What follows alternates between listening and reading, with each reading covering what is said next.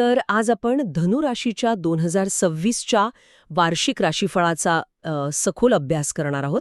आपल्याकडे जी माहिती आहे तिचं शीर्षकच संयम आणि प्रगती असं आहे, जे ऐकायला साधं वाटलं तरी त्यात खूप खोल अर्थ दडलाय.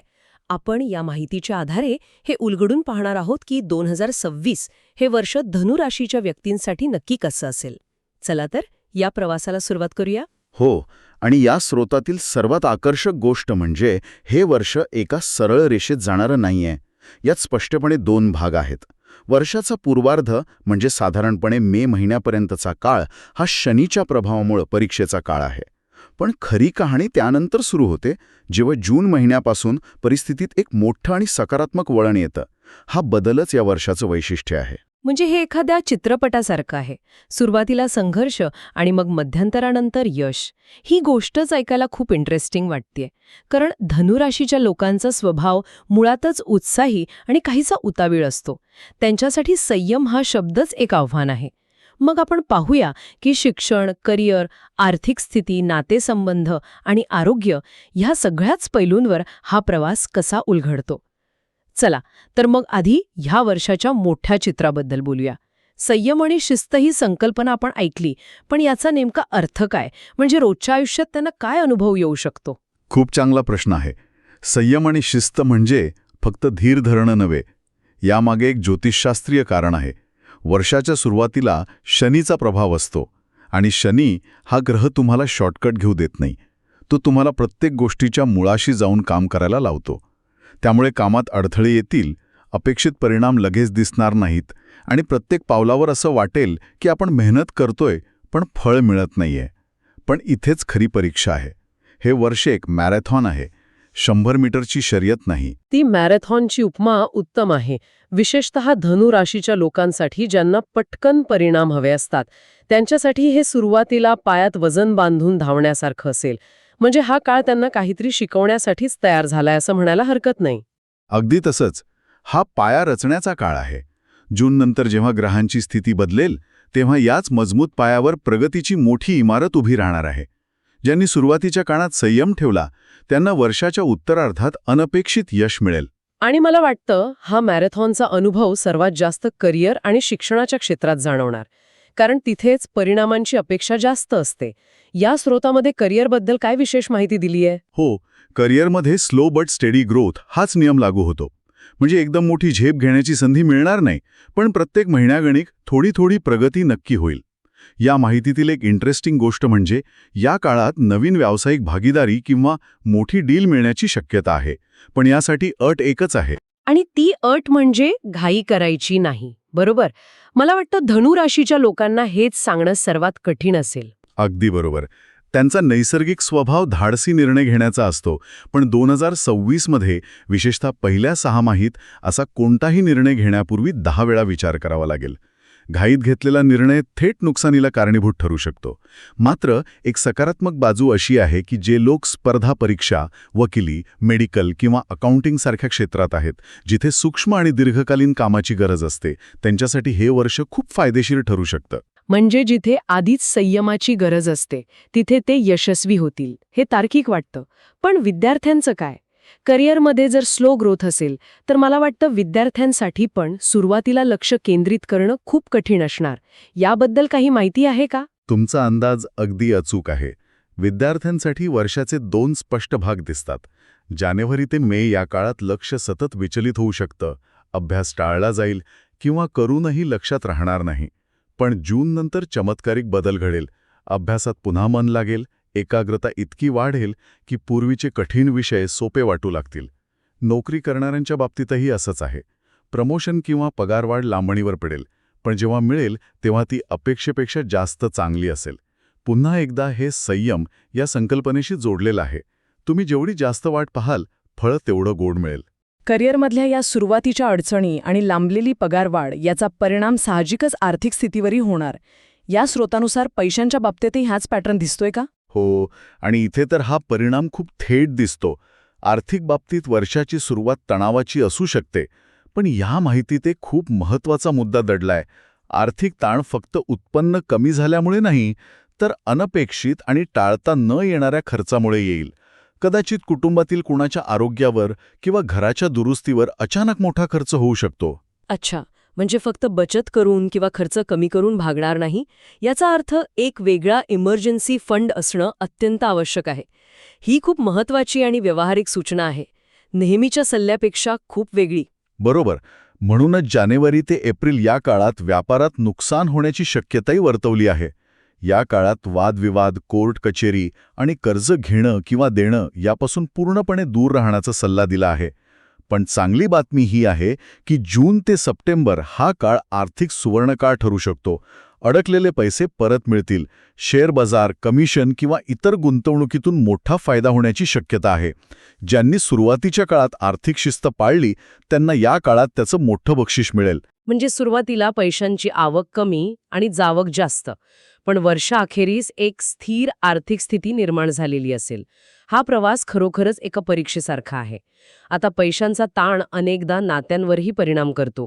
या स्रोतानुसार प्रेम आणि वैवाहिक जीवनात 2026 काय उलथापालथ घडवून आणणार आहे? तुम्ही बरोबर धागा पकडला. आर्थिक आणि करिअरमधला ताणाचा पहिला परिणाम नात्यांवरच दिसतो. वर्षाची सुरुवात विशेषतः फेब्रुवारी ते एप्रिल या काळात नाती खूप नाजूक स्थितीत असतील. गैरसमज टोकाला जाऊ शकतात. पण इथे एक गोष्ट समजून घेण्यासारखी आहे. याचं कारण बाहेरची परिस्थिती नसून धनुराशीच्या व्यक्तीचा स्वभाव असेल. हे जरा सविस्तर सांगा, म्हणजे नेमकं काय होईल? धनुराशीचे लोक स्पष्ट आणि प्रामाणिक असतात, पण कधीकधी त्यांचा प्रामाणिकपणा बोचरा ठरू शकतो. शनीच्या प्रभावामुळे या काळात त्यांच्या बोलण्यावरचं नियंत्रण सुटू शकतं. रागाच्या भरात ते असं काहीतरी बोलून जातील ज्यामुळे नात्यात कायमची कटुता येऊ शकते. त्यामुळे या काळातला संघर्ष हा बाहेरील व्यक्तीशी नसून स्वतःच्या बोलण्यावर आणि रागावर नियंत्रण ठेवण्याशी आहे. म्हणजे ही परीक्षा पूर्णपणे आंतरिक आहे. जोडीदार कठीण नाही, तर स्वतःला सांभाळणं कठीण आहे. मग ह्या परिस्थितीतनं बाहेर पडण्याचा मार्ग काय? एकच मार्ग आहे, संवाद. वाद झाला तरी चालेल, पण बोलणं बंद करू नका. जून नंतर परिस्थिती सुधारेल, गैरसमज दूर होतील आणि नात्यात पुन्हा प्रेम आणि विश्वास निर्माण होईल. ऑक्टोबर नंतर तर वैवाहिक सुखात कमालीची वाढ होईल. आणि अविवाहितांसाठी एक आनंदाची बातमी आहे. या आंतरिक बदलामुळे ते एक चांगले जोडीदार बनतील आणि त्यामुळेच त्यांना योग्य जीवनसाठी मिळण्याचे प्रबळ योग आहेत. वाव, म्हणजे नात्यांमधली ही परीक्षा त्यांना एका चांगल्या व्यक्तीमध्ये रूपांतरित करेल. करिअर, पैसा आणि नाती या तिन्ही ठिकाणी सुरुवातीला संयम आणि नंतर प्रगती हाच धागा दिसतोय. पण ह्या सगळ्या मानसिक आणि भावनिक तणावाचा थेट परिणाम आरोग्यावरही होत असणार. आरोग्याच्या बाबतीत काय विशेष काळजी घेण्याचा सल्ला दिलाय? नक्कीच. आरोग्य हा या सगळ्याचा पाया आहे. वर्षाच्या सुरुवातीला मानसिक ताण, डोकेदुखी आणि अँक्झायटी यांसारख्या समस्या प्रामुख्याने जाणवतील. याचं मूळ कारण कामाच्या ठिकाणी आणि घरात असलेलं तणावाचं वातावरण असेल. पोटदुखीसारख्या शारीरिक समस्यांचा मूळही याच मानसिक ताणात दडलेला असेल. पण या माहितीत एक विशिष्ट इशारा दिला आहे जो खूप महत्वाचा आहे. तो कोणता इशारा आहे? जून ते सप्टेंबर या काळात जेव्हा गोष्टी सुधारायला लागतील तेव्हा अतिउत्साही होण्याचा धोका आहे. या काळात विजेची उपकरणं वापरताना आणि विशेषतः वाहन चालवताना अत्यंत सावधगिरी बाळगण्याचा सल्ला दिला आहे. याचा अर्थ मानसिक स्थिती चांगली होत असताना शारीरिक इजा किंवा अपघात होण्याची शक्यता आहे. हे तर अगदी अनपेक्षित आहे. म्हणजे जेव्हा सगळं चांगलं होत असेल तेव्हा जास्त काळजी घ्यायची. यामागचं कारण काय असू शकतं? याचे एक संभाव्य कारण म्हणजे अनेक महिन्यांच्या तणावानंतर जेव्हा अचानक यश मिळायला लागतं तेव्हा आपलं लक्ष विचलित होऊ शकतं. आपण थोडे बेफिकीर होऊ शकतो. हा इशारा त्याच बेफिकिरीबद्दल आहे. म्हणूनच यावरचे उपायही खूप साधे आणि मानसिक स्थितीशी जोडलेले आहेत. शुद्ध आहार, ठरलेली दिनचर्या आणि विशेषतः ध्यान किंवा योगा करणं खूप फायदेशीर ठरेल असं स्रोतामध्ये म्हटलं आहे. म्हणजे ध्यान आणि योगा फक्त मनःशांतीसाठी नाही, तर संभाव्य अपघातांपासून वाचण्यासाठी एक कवच म्हणून काम करतील. हे विश्लेषण खूपच सखोल आहे. आता आपण या सगळ्या माहितीच्या शेवटच्या टप्प्याकडे येऊया. प्रत्येक समस्येवर काही ज्योतिषीय उपाय सुचवलेले असतात. धनु राशीसाठी 2026 सकारात्मक बनवण्यासाठी कोणते उपाय सांगितले आहेत? हो, 3 मुख्य उपाय आहेत, पण हे उपाय करण्यामागचा विचार समजून घेणं महत्वाचं आहे. पहिला उपाय आहे श्री विष्णू मंदिरात नियमितपणे दिवा लावणे. धनुराशीचे आराध्य देव विष्णू आहेत आणि दिवा लावण्याची क्रिया मनाला स्थिरता आणि श्रद्धा देते. दुसरा उपाय आहे विष्णू सहस्रनामाचे पठन करणे. 1000 नावांचा जप करताना मन आपोआप एकाग्र होतं आणि नकारात्मक विचार दूर जातात. आणि तिसरा उपाय दानाशी संबंधित आहे, जो शनीच्या प्रभावाला शांत करण्यासाठी असतो, बरोबर? अगदी बरोबर. तिसरा उपाय म्हणजे दर शनिवारी काळे तीळ, काळे वस्त्र आणि बदाम यांसारख्या वस्तूंचं दान करणे. शनिदेव कर्माचे फळ देतात. दानधर्माने आपण निस्वार्थ कर्माचा सराव करतो, ज्यामुळे शनीचा नकारात्मक प्रभाव कमी होतो. हे उपाय म्हणजे केवळ कर्मकांड नाही, तर ते मानसिक शिस्त लावण्याचे आणि सकारात्मक ऊर्जा वाढवण्याचे मार्ग आहेत. म्हणजेच शिस्त आणि श्रद्धा यांच्याशी जोडलेले आहेत. आता या संपूर्ण विश्लेषणाचा सार म्हणून धनुराशीच्या व्यक्तीने 2026 मध्ये कोणती एक गोल्डन ॲडवाइस किंवा सर्वात महत्त्वाची गोष्ट लक्षात ठेवली पाहिजे? या स्रोतामध्ये 4 मुद्द्यांचा एक गोल्डन रूल दिला आहे, जो या संपूर्ण वर्षाचं मार्गदर्शन करतो. पहिला, कोणताही निर्णय घाईत घेऊ नका. दुसरं, बोलण्यापूर्वी विचार करा, विशेषतः नात्यांमध्ये. तिसरं, खर्चापेक्षा बचतीवर लक्ष केंद्रित करा, कारण अनपेक्षित खर्च कधीही येऊ शकतो. आणि चौथा, जो सर्वात महत्त्वाचा आहे, जून नंतर येणाऱ्या प्रत्येक संधीसाठी तयार रहा आणि तिचा पुरेपूर उपयोग करा, कारण त्या संधी तुमच्या 6 महिन्यांच्या संयमाचं फळ असतील. अप्रतिम. थोडक्यात सांगायचं तर 2026 हे वर्ष धनुराशीसाठी एका नदीच्या प्रवाहासारखं आहे. सुरुवातीला खडकाळ आणि अरुंद वाटेवरून वाहणारा प्रवाह, जो पुढे जाऊन शांत आणि विशाल सागराला मिळतो. या स्रोतामध्ये दिलेलं अंतिम सूत्र खूप काही सांगून जातं. संयम, शिस्त आणि श्रद्धा यांच्या जोरावर यश निश्चित आहे. बरोबर. हे संपूर्ण विश्लेषण कृती आणि वेळेच्या अचूक नियोजनावर भर देतं.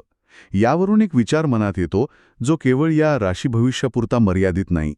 तो असा की कोणतंही यश मिळवण्यासाठी फक्त योग्य कृती करणं पुरेसं आहे, की ती कृती योग्य वेळी करणं अधिक महत्त्वाचं आहे. 2026 हे वर्ष धनु राशीला कदाचित याच प्रश्नाचं उत्तर शोधायला शिकवेल.